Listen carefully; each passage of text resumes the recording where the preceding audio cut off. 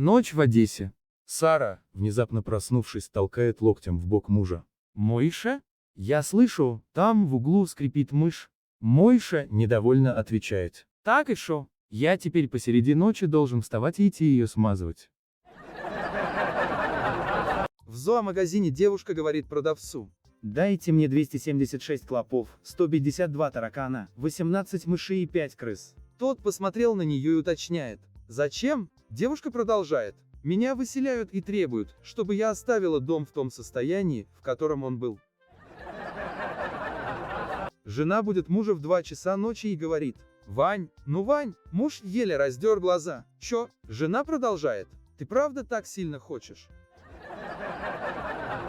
Бабушка с внучком из деревни приезжают в районную больницу с жалобой на явное отравление мальчика. Доктор спрашивает: «Так значит, вы говорите, что у вашего мальчика диарея и тошнота?» Бабуля посмотрела на него и отвечает: «Да нет же, его рвет, и он дрищет». Муж застал жену в постели с любовником, с ходу развернулся и ударил любовника. Жена кричит с постели: «Правильно, здесь не живет, а к нам ходит». Любовник развернулся и дал ответную оплеуху мужу. Жена еще громче: «Правильно, сам не может и другим не дает».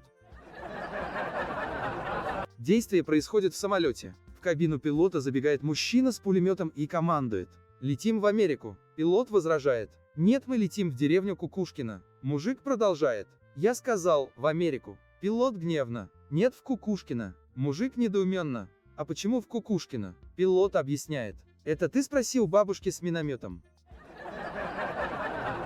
Занятия в институте. Минуте на 20-й открывается дверь и заходит одна из студенток. Преподаватель спрашивает: «Таня, почему вы так поздно?» В ответ слышит: «А я кровь сдавала». Преподаватель продолжает: «Вот так всегда. Сначала у преподавателей всю кровь выпьют, а потом ее сдавать идут».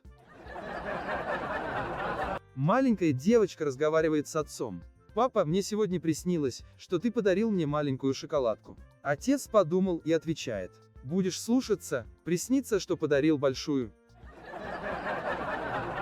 Пьяный ползет до дома, слышит кукушку и говорит: «Кукушка, кукушка, сколько мне жить осталось?» Из окна высовывается его жена и кричит: 5-7 секунд, пока я утюг не нашла и не бросила».